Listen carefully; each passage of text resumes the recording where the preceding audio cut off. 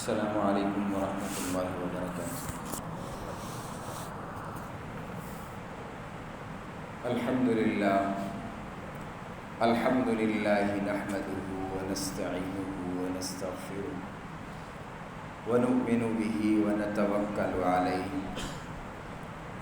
ونعوذ باللہ من شرور انفسنا ومن سیئات اعمالنا، من يهده الله فلا مضل له ومن يضلل فلا هادي له، ونشهد أن لا إله إلا الله وحده لا شريك له، ونشهد أن سيدنا ومولانا محمدا عبده ورسوله،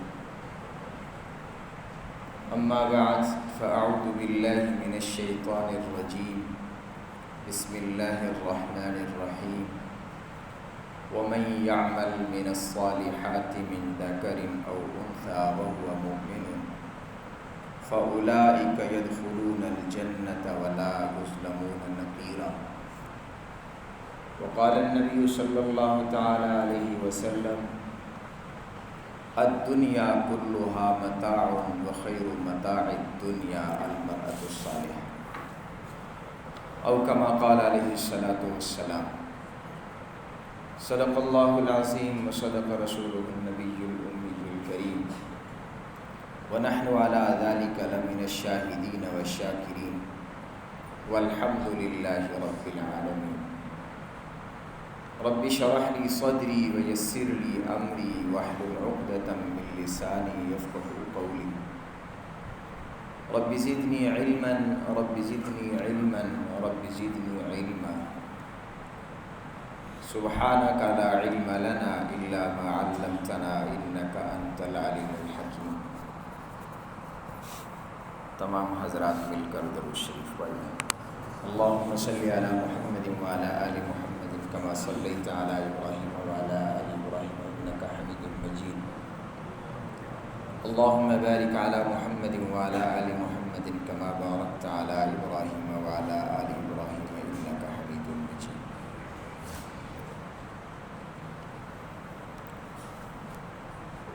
گرامی قدر سامعین، جمعۃ المبارک کی یہ بابرکت ساعتیں، بابرکت لمحات، اللہ رب العزت ہمیں اس یوم کی برکتوں سے وافر حصہ عطا فرمائے۔ رب العلا کی بارگاہ میں دست بدعا اللہ رب العزت ہم سب کا مل کر بیٹھنا، کہنا اور سننا قبول فرما کر ہم سب کو قرآن و حدیث پر عمل کی توفیق عطا فرمائے۔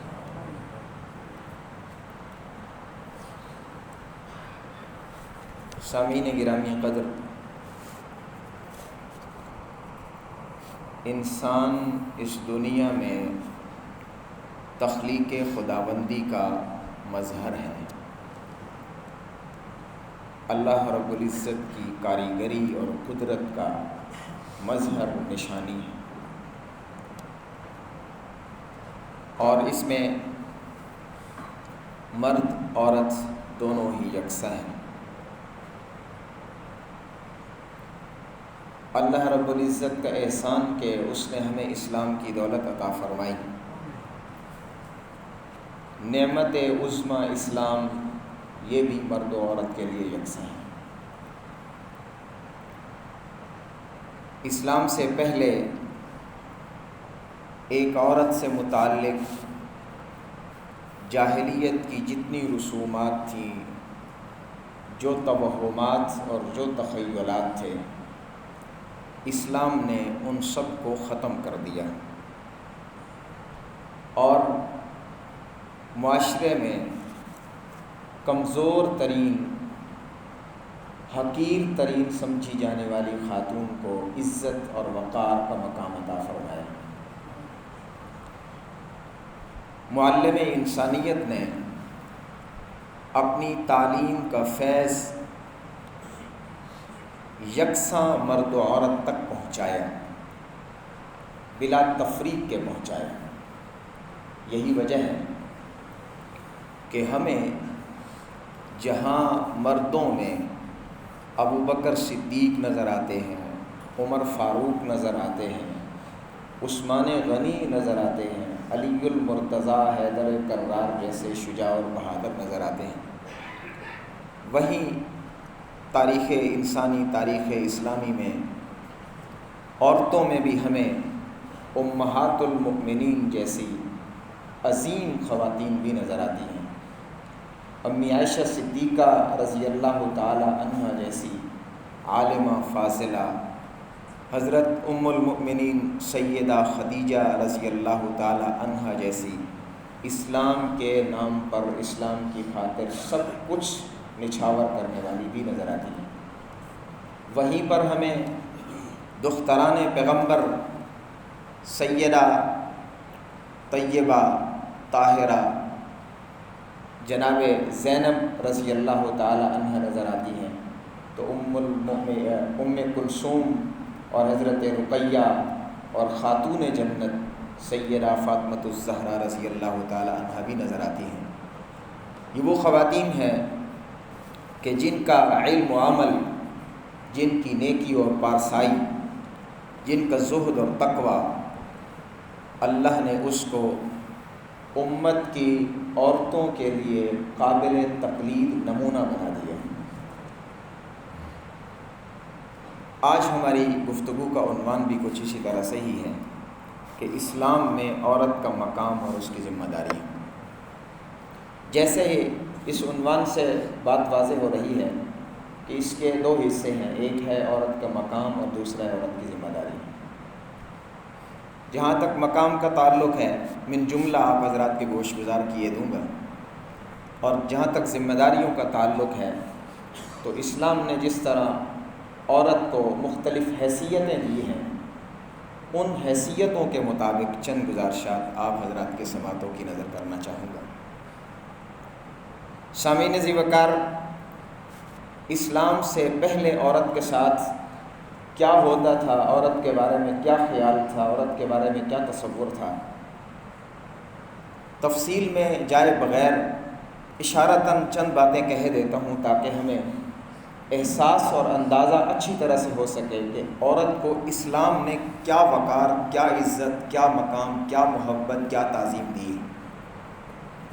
چنانچہ اسلام سے قبل عورت بچی پیدا ہوتی، کبھی تو اسے زندہ درگور کر دیا جاتا ہے اور کبھی پہاڑوں پہ لے جا کر کے اسے نیچے دھکیل دیا جاتا ہے، اور کبھی دریاؤں پہ لے جا کر سمندروں کے اندر ڈال کر دریا برد، سمندر برد کر دیا جاتا ہے، اور کہیں کہیں تو ایسا بھی ہوتا کہ بچی پیدا ہوئی تو اس کی گردن پر چھری چلا کر سر تن سے جدا کر دیا جاتا، کاٹ دیا جاتا۔ عورت قابل تعظیم نہ تھی بلکہ ننگ و عار سمجھی جاتی تھی۔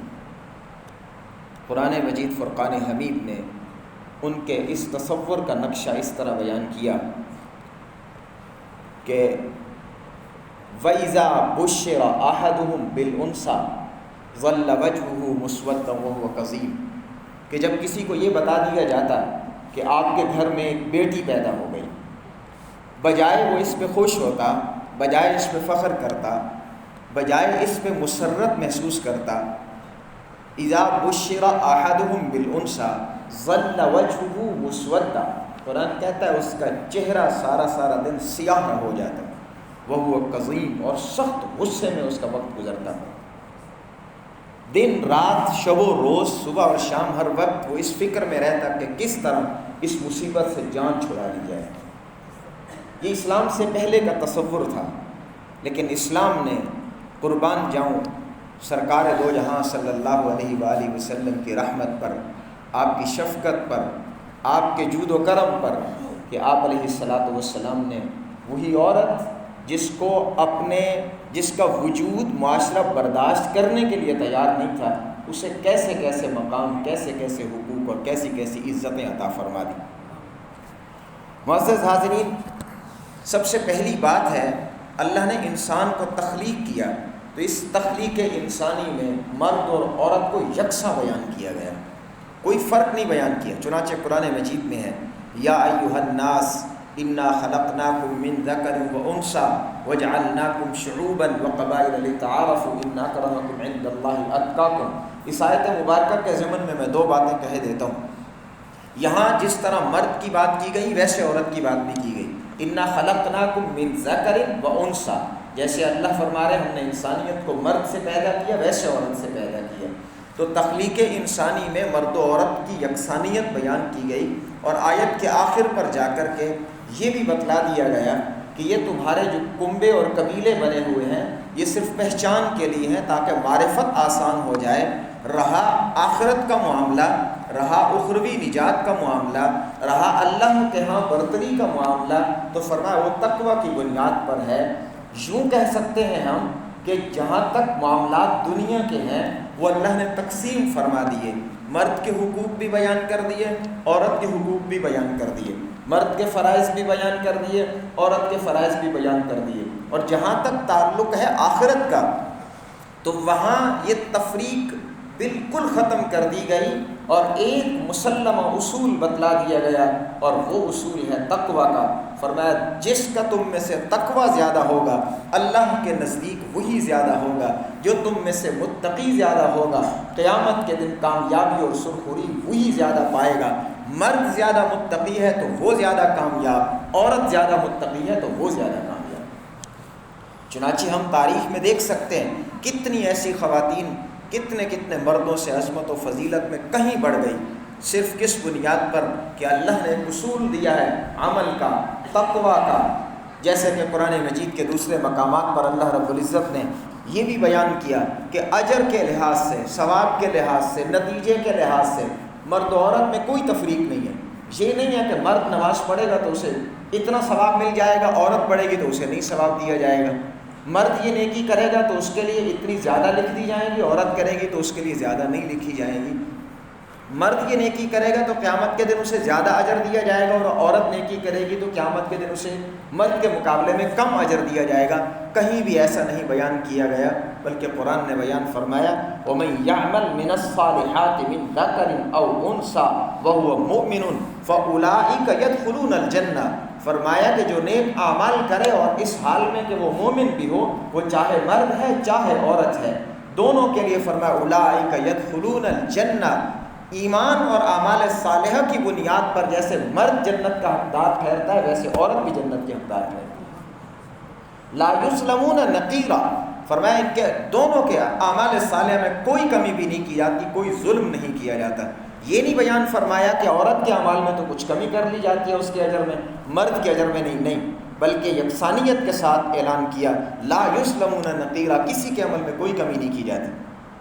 دوسرے مقام پر فرمایا من عمل صالحا من ذکر او انثى وهو مؤمن فلنحيينه حیاتا طیبہ ولنجزینهم اجرهم باحسن ما كانوا يعملون۔ یہاں ایک چھوٹا سا فرق بیان کیا، اور وہ بھی جنس کے اعتبار سے نہیں، عمل کے اعتبار سے۔ فرمایا من عمل صالحا من ذکر او انثى، چاہے مرد ہے چاہے عورت ہے، ایمان کی حالت ہے اور اعمال صالحہ کرتے ہیں، فَلَنُحْيِيَنَّهُ حَيَاةً طَيِّبَةً، ہم انہیں دنیا میں اچھی اور پاکیزہ زندگی ان اعمال صالحہ کے بدلے میں دیں گے۔ تو یہ پاکیزہ زندگی جیسے مرد کو ملے گی ویسے عورت کو ملے گی، اس میں کوئی تفریق نہیں ہے۔ وَلَنَجْزِيَنَّهُمْ أَجْرَهُمْ، اور بدلے میں بھی کوئی تفریق نہیں ہے۔ ہاں ایک چیز میں تفریق ہو جائے گی، بِأَحْسَنِ مَا كَانُوا يَعْمَلُونَ، جس کے عمل زیادہ اچھے ہوں گے اس کا اجر اتنا زیادہ اچھا ہوتا جائے گا۔ اب وہ اچھے عمل مرد کے زیادہ ہیں تو وہ زیادہ اجر کا حقدار، اگر عورت کے مرد کے مقابلے میں اعمال زیادہ اچھے ہیں تو وہ زیادہ اجر کی حقدار بن جائے گی۔ اللہ اسے جنس کی بنیاد پر اس کے اجر کو کم نہیں فرماتا۔ یہ حق اللہ نے عورت کو دیا ہے، یہ اعزاز اور یہ عظمت اللہ نے عورت کو دی ہے۔ گرامی قدر سامعین، وہ عورت جسے عزت کی نگاہ سے کوئی بھی نہیں دیکھتا تھا، اسلام نے اس کو عزت عطا فرمائی۔ کیسی عزت عطا فرمائی؟ ایک مرد کے لیے قید لگا دی گئی، قُل لِّلْمُؤْمِنِينَ يَغُضُّوا مِنْ أَبْصَارِهِمْ، فرمایا ہے مومنو جب گھر سے باہر نکلو اپنی نظروں کو جھکا کے رکھنا، کسی مومن عورت پہ نگاہ نہیں پڑنی چاہیے۔ یہ عزت اللہ نے عورت کو عطا فرمائی ہے، یہ اسلام نے عطا فرمائی ہے۔ اور صرف اتنا نہیں ہے بلکہ سورہ نور میں اللہ رب العزت نے اس سے بڑھ کر ایک اور بات بھی بیان فرمائی کہ کوئی شخص یہ نہیں کہ جس کا جی چاہے جس عورت پہ چاہے پاک دامنہ پر کوئی تہمت لگا دے، اس کی کردار کشی کر دے اور پھر دندناتا پھرے، پھر جیسے چاہے ویسے کرتا رہے۔ قرآن اس کی اجازت نہیں دیتا۔ ایک عورت کی عزت کی اسلام نے ایسی رکھوالی کی ہے، بخدا کائنات کا کوئی مذہب ایسی رکھوالی نہیں کر سکتا۔ چنانچہ سورہ نور میں اللہ رب العزت نے فرمایا والذین یرمون المحصنات ثم لم یأتوا بأربعة شہداء فاجلدوہم 80 جلدہ ولا تقبلوا لہم شہادۃ ابدا۔ یہاں 2 سزائیں بیان کی گئی اس شخص کی جو کسی پاک دامن عورت کی کردار کشی کرتا ہے۔ فرمایا جس نے کسی پاک دامن عورت پر تہمت لگا دی، کسی برائی کی نسبت اس کی طرف کر دی، اور پھر لم یأتوا بأربعة شہداء، اور 4 گواہ بھی وہ پیش نہیں کر سکا۔ کہہ تو دیا جو منہ میں آیا، لیکن اب 4 گواہ اس کے پاس نہیں ہے، 4 گواہ نہیں ہے، اور برائی کی نسبت ایک عورت پاک دامنہ کی طرف کر دی۔ قرآن کہتا ہے فَاجْلِدُوهُمْ 80 جلدہ، اسے 80 کوڑے مارے جائیں کہ اس نے پاک دامن عورت کی عزت کو اچھالنے کی کیوں جرأت کی ہے۔ اور صرف اتنا نہیں ہے، اس کے بعد فرمایا وَلَا تَقْبَلُوا لَهُمْ شَهَادَةً أَبَدًا، پوری زندگی میں یہ شخص کبھی عدالت میں گواہ بننے کے لائق نہیں رہتا، پوری زندگی میں۔ فقہا کے اختلاف کے ساتھ، تفسیر کے اختلاف کے ساتھ راجح تفسیر یہ بیان کی گئی ہے کہ اگر یہ شخص توبہ بھی کر لے تب بھی اس کی گواہی معتبر نہیں ہو سکتی۔ گناہ تو مٹ جائے گا، لیکن دنیا کے اندر کبھی بھی کسی بھی عدالت میں کسی معاملے میں جا کر یہ گواہ نہیں بن سکتا۔ کیسا تحفظ اسلام نے ایک عورت کو عزت کا دیا ہے، کیوں کسی پاک دامن عورت پر غلط بات کی تہمت کیوں لگائی؟ سامعین گرامی قدر، انسانیت کو، مسلمانوں کو بالخصوص جو وقار اعزاز ملا ہے، خیر امت اسے قرار دیا گیا کہ یہ تمام امتوں سے بہتر ہے۔ اور یہ خیر امت کا اعزاز کہیں مرد یہ نہ سمجھے کہ ان کی وجہ سے، بالکل بھی نہیں۔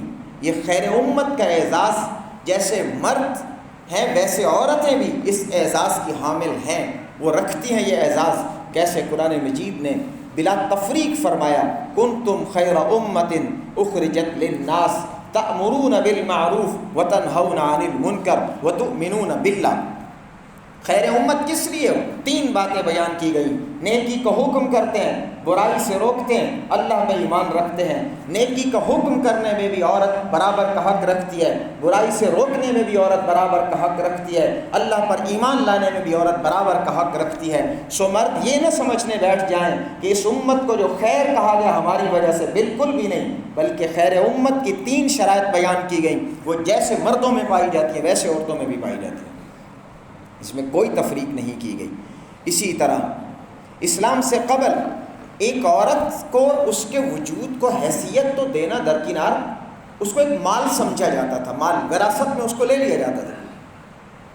بیٹا باپ کی وراثت میں ماں کو لے جاتا تھا، اسے اختیار حاصل ہوتا تھا، زبردستی لے جاتا، یہ تو ہماری وراثت بن گئی۔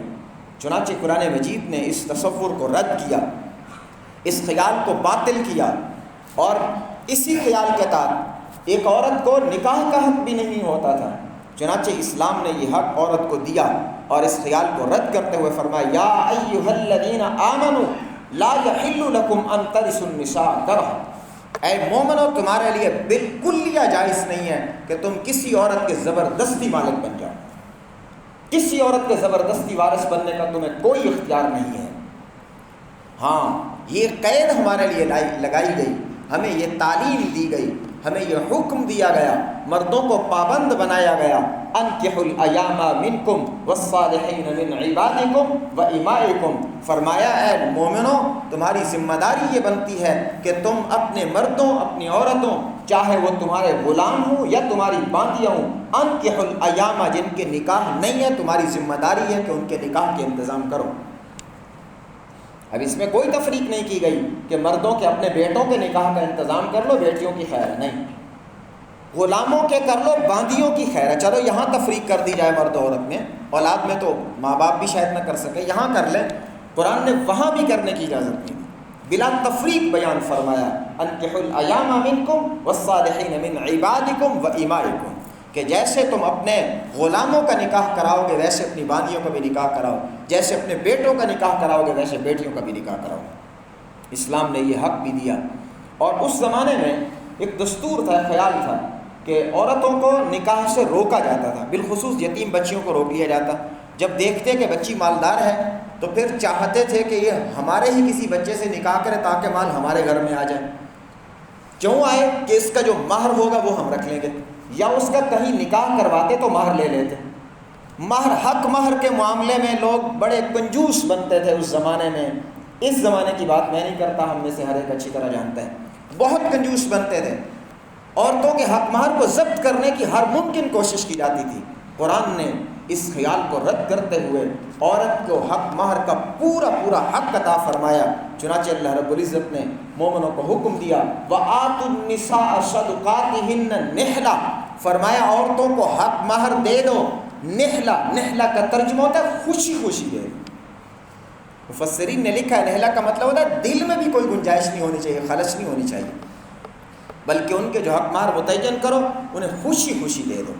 فَإِن طِبْنَ لَكُمْ عَنْ شَيْءٍ مِّنْهُ نَفْسًا فَكُلُوهُ هَنِيًّا مَرِيًّا۔ ہاں اگر عورت اپنی خوشی سے اپنے شوہر کو حق مہر معاف کر رہی ہے یا واپس کر رہی ہے تو پھر لے سکتے ہو، کھا سکتے ہو، اس میں بھی یار نہ سمجھو۔ کئی مرد یہ بھی نہ سمجھنے بیٹھ جائیں عورت کا مال لے کر کھا لوں گا، اس کا حق مہر ہے میں لے کے کھا جاؤں، میری تو عزت کمزور ہو جائے۔ نہیں، اس خیال کا بھی رد فرمایا گیا۔ پہلا حکم دیا کہ ان کا حق مہر پورا ادا کرو اور خوش دلی سے ادا کرو۔ عورت کی کفالت مرد کے ذمہ ڈالی گئی، ایک مرد کو پابند کیا گیا کہ اس کی کفالت، اس کی ذمہ داری کرے۔ یہ حق عورت کو اللہ نے دیا، جس کو گھر میں برداشت کوئی نہیں کرتا تھا، اسلام نے اسی کے لیے مرد کو پابند کر دیا کہ اس کے نان و نفقہ، اس کی رہائش اور اس کے کپڑے لباس کا ذمہ دار تجھے بنایا جاتا ہے۔ یہ انسان کو پورا کرنا پڑے گا۔ گرامی قدر سامعین، اسلام نے جیسے یہ ایک عورت کو مقام، عزت و وقار عطا کیا ہے تو کچھ پابندیاں بھی اس کے لیے، کچھ احکام بھی اس کے لیے، ذمہ داریاں بھی اس پہ ڈالی گئی ہیں۔ چونکہ عورت کے مختلف روپ ہوتے ہیں، کبھی وہ ماں ہے، کبھی بہن ہے، کبھی بیٹی ہے، کبھی بیوی ہے۔ بحیثیت ماں ہونے کے اسلام نے اس خاتون پہ کچھ ذمہ داریاں ڈالی ہیں۔ چنانچہ سب سے بڑی ذمہ داری ہے، ماں یہ ذمہ دار ہے کہ اپنی بچی کی تعلیم و تربیت کا خیال رکھے، اپنی بچی کی تربیت کے حوالے سے خیال رکھے، پرورش کے حوالے سے خیال رکھے۔ یہ ذمہ دار بنایا گیا ایک مرد کو، ایک ماں کو بالخصوص، کیونکہ ماں کے پاس ہی زیادہ معاملات ہوتے ہیں بیٹیوں کے، تو اس کو سب سے پہلے پابند بنایا گیا۔ سامعین گرامی قدر، اولاد کے درمیان عدل کا درس دیا گیا۔ ماں ہے تو ماں بنے، بیٹی کے لیے بھی ماں بنے اور بیٹے کے لیے بھی ماں بنے، یہ برابری کا درس دیا۔ چنانچہ فرمایا اعدلوا بین ابنائکم، اعدلوا بین ابنائکم، اعدلوا بین ابنائکم، 3 دفعہ فرمایا اپنے بچوں کے درمیان عدل سے کام لینا۔ اور ماں کی حیثیت میں ہے تو اس کی ذمہ داری یہ بھی ہے کہ اپنی اولاد سے یکساں محبت رکھے۔ محبت ایک ایسی چیز ہے جو سخت سے سخت دل کو بھی نرم کر دیتی ہے۔ چنانچہ ماں کے دل میں اللہ نے ویسے ہی محبت ڈال دی اور پھر محبت کا درس بھی دیا گیا۔ سامعین گرامی قدر، میں ایک بات آپ حضرات کی گوش گزار کیے دیتا ہوں۔ ام المؤمنین امی عائشہ صدیقہ رضی اللہ تعالی عنہ کے پاس ایک خاتون آئی، اس کے ساتھ 2 بیٹیاں تھیں، اور امی عائشہ صدیقہ رضی اللہ تعالی عنہ کے پاس 3 کھجوریں تھیں، وہ ان کو دے دی۔ تو دیکھا کہ اس خاتون نے ایک کھجور اپنی ایک بیٹی کو دی اور دوسری کھجور دوسری بیٹی کو دے دی، اور تیسری کھجور کو درمیان سے کاٹا، 2 حصے کیے، ایک بیٹی کو، دوسری کو دے دی، خود کچھ بھی نہیں کھایا۔ امی عائشہ صدیقہ رضی اللہ تعالیٰ نے اس منظر کو دیکھ کر حیران رہ گئے اور یہی منظر جا کر رسول اللہ صلی اللہ علیہ وسلم سے بیان کر دیا۔ آپ علیہ الصلوۃ والسلام نے فرمایا اس خاتون کی اپنی بچیوں سے یکساں اس محبت کی وجہ سے اللہ نے اس پر جنت کو لازم کر دیا۔ تو محبت اپنی اولاد کے ساتھ، اگر ماں ہے، اگر خاتون بیٹی ہے تو بحیثیت بیٹی ہونے کے والدین کا ادب اس پر لازم ہے۔ اسے چاہیے کہ والدین کی عزت کرے، ان کا اکرام کرے، ان کا ادب کرے۔ وَقَضَىٰ رَبُّكَ أَلَّا تَعْبُدُوا إِلَّا إِيَّاهُ وَبِالْوَالِدَيْنِ إِحْسَانًا إِمَّا يَبْلُغَنَّ عِندَكَ الْكِبَرِ أَحَدُهُمَا أَوْ كِلَاهُمَا فَلَا تَقُل لَّهُمَا أُفٍّ وَلَا تَنْهَرْهُمَا۔ ان کو اف بھی نہ کہے، ان کو ڈانٹ ڈپٹ کے انداز میں اونچی آواز سے بھی ان سے بات نہ کرے، کوئی ایسا جملہ نہ کہے جو انہیں اچھا نہ لگے۔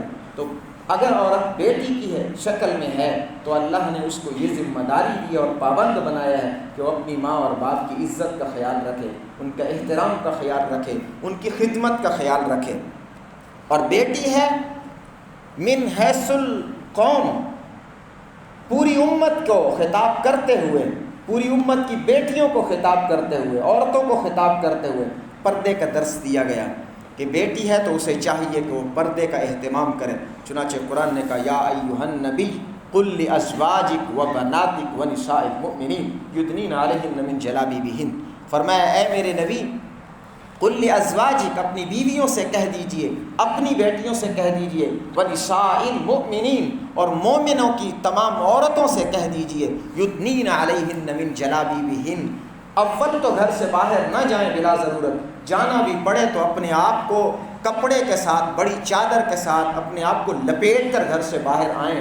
معزز حاضرین، ہمیں اپنے گھروں میں دیکھنا چاہیے اور معاشرے میں دیکھنا چاہیے، ہم میں سے ہر فرد کو سوچنا چاہیے کہ یہ حکم سب سے پہلے قرآن نے پردے کا جب دیا یا ایھا النبی قل لازواجک، پہلے بات سب سے ازواج کو کی گئی، پھر بناتک نبی کی بیٹیوں کو کی گئی۔ آج کل نام نہاد لوگ بیٹھ کر کے یہ کہنا شروع کر دیتے ہیں کہ اصل عزت تو انسان کے اپنے ہاتھ میں ہوتی ہے، پردے میں کیا حرج ہو گیا، کوئی خاتون پردے میں جا کر بھی اپنی عزت اڑا دیتی ہے، تو جو عزت اپنی کا تحفظ کرے، پردہ نہ ہو تو کیا حرج ہے۔ میں ان حضرات سے یہ ضرور کہنا چاہوں گا کہ ہماری بہن بیٹی میرے نبی کی بیویوں اور بہن بیٹیوں سے زیادہ باعزت نہیں ہو سکتی۔ جب اللہ نے اپنے نبی کی بیٹیوں کو حکم دے دیا کہ پردہ کر کے باہر آئیں، اپنے نبی کی بیویوں کو حکم دے دیا، میری اور آپ کی بہن بیوی اور بیٹی کیا نبی کی بیٹیوں سے بھی زیادہ باعزت ہے، نبی کی بیٹیوں سے زیادہ پاک ہے، نبی کی بیٹیوں سے زیادہ اللہ کی نیک خاتون ہو سکتی ہے؟ قطعاً نہیں ہے۔ گرامی قدر سامعین، اسلام نے بیٹی کے روپ میں اگر خاتون ہے تو اسے سمجھایا کہ بنیادی اسلام کے مسائل بھی سیکھے، یہ والدین کی بھی ذمہ داری ہے اور بیٹی کا حق ہے، اسلام نے اسے یہ دیا اور اس کی ذمہ داری بھی ڈالی۔ چنانچہ حضرت فاروق اعظم رضی اللہ تعالیٰ عنہ کی طرف منسوب ایک جملہ ہے، وہ فرمایا کرتے تھے اپنی بیٹیوں کو سورہ بقرہ، نساء اور سورہ نور سکھاؤ کہ اس کے اندر اللہ نے ان کے حقوق اور ان کی ذمہ داریوں کو بیان فرمایا ہے۔ گرامی قدر سامعین، اگر خاتون بہن کی شکل میں ہے تو اللہ نے اس کی بھی کچھ ذمہ داریاں لگائیں۔ چنانچہ بحیثیت بہن ہونے کے اسے چاہیے اپنے بھائی کے ساتھ حسن سلوک کا معاملہ کرے، اپنے بھائی کے ساتھ نیکی کے کاموں میں ہمیشہ معاون رہے، جیسے اسلام نے اسے عزت دی ہے، وقار دیا ہے، اسلام نے اسے شرف دیا ہے۔ چنانچہ مرد کو بھائی کو یہ سمجھایا گیا کہ جو بھی کوئی شخص جس کے گھر میں 3 بیٹیاں یا 3 بہنیں ہوں وہ ان کے ساتھ اچھا سلوک کرے، فرمایا کہ اس کا انجام، بدلہ اور اجر یہ ہے داخل الجنہ، وہ جنت میں داخل ہو جائے گا۔ تو جب اسلام نے عورت کو یہ اعزاز دیا بہن کو، تو پھر بہن کو یہ درس بھی دیا گیا کہ وہ اپنے بھائی کے ساتھ حسن سلوک کا معاملہ بھی کرے۔ سامعین گرامی قدر، عورت اگر بیوی کے روپ میں ہو تو اسلام نے اس شکل میں بھی عورت کو کچھ ذمہ داریاں عطا کی ہیں۔ چنانچہ ان کی ذمہ داریوں میں سے ایک بڑی ذمہ داری، سب سے بڑی ذمہ داری وہ یہ ہے کہ اپنے خاوند کی اطاعت کرے۔ نیک عورتوں کی قرآن نے صفت بیان کی، فرمایا فالصالحات قانتات حافظات للغیب بما حفظ اللہ، فرمایا نیک خاتون کی پہچان یہ ہے، قانتات، وہ اپنے شوہر کی فرما برداری کرتی ہے، وہ اپنے شوہر کی بات مانتی ہے، وہ اپنے شوہر کی حکم عدولی نہیں کرتی۔ چنانچہ حضرت اسماء بنت یزید رضی اللہ تعالیٰ عنہ نبی پاک صلی اللہ علیہ وآلہ وسلم کے پاس آتی ہیں اور آ کر کے عرض کیا، یا رسول اللہ صلی اللہ علیہ وسلم، ہم گھروں میں رہتی ہیں، اپنے مردوں کی فرما برداری کرتی ہیں اور ان کے خواہشات کا خیال رکھتی ہیں، ان کے مال کا تحفظ کرتی ہیں، گھر کا خیال رکھتی ہیں، حفاظت کرتی ہیں، جبکہ مرد جمعے کے لیے جاتے ہیں اور مرد جہاد کے لیے جاتے ہیں، یہ نیکیاں وہ کرتے ہیں، کیا ہمیں ان کا اجر ملے گا؟ رسول اللہ صلی اللہ علیہ وآلہ وسلم نے فرمایا، جا کر کے بتلا دو عورتوں کو کہ وہ عورت جو شوہر کی اطاعت کرے، ان کو خوش رکھے، اس کے حقوق پورے کرے، اپنے گھر کی حفاظت کرے، فرمایا قیامت کے دن اللہ رب العزت مردوں کے جہاد کے برابر ان کے نام اعمال میں بھی جہاد کا ثواب لکھ ڈالے گا۔ اور اسی طرح ایک حدیث مبارکہ میں آتا ہے، رسول اللہ صلی اللہ تعالیٰ علیہ وآلہ وسلم نے فرمایا، چند کام عورت کر لے، سب سے پہلا کام فرمایا اذا صلت خمسا، 5 وقت کی نماز پڑھے، اور دوسرا کام وصامت شہرہا، اور رمضان کے مہینے کے روزے رکھ لے، اور تیسرا کام واحسنت فرجہا، اور عورت اپنی عزت کا تحفظ کرے کہ اپنی عزت پہ داغ نہ لگنے دے، اور فرمایا واطاعت بعلہا، اور اپنے شوہر کی اطاعت کر لے۔ یہ 4 کام جو عورت کر لے گی، قیامت کے دن اللہ اسے کہے گا جنت کے 8 دروازوں میں جس سے چاہے داخل ہو جائے۔ یہ کتنی بڑے حقوق بھی اللہ نے دیے، تو ذمہ داریاں بھی دی ہیں، لیکن یہ کسی بھی دروازے سے جنت میں جانے کا حق اس وقت حاصل ہوگا جب اپنے شوہر کی اطاعت کرے گی۔ اللہ رب العزت سے دعا ہے اللہ تعالی ہم سب کو اپنی ذمہ داریاں ادا کرنے کی توفیق عطا فرمائے۔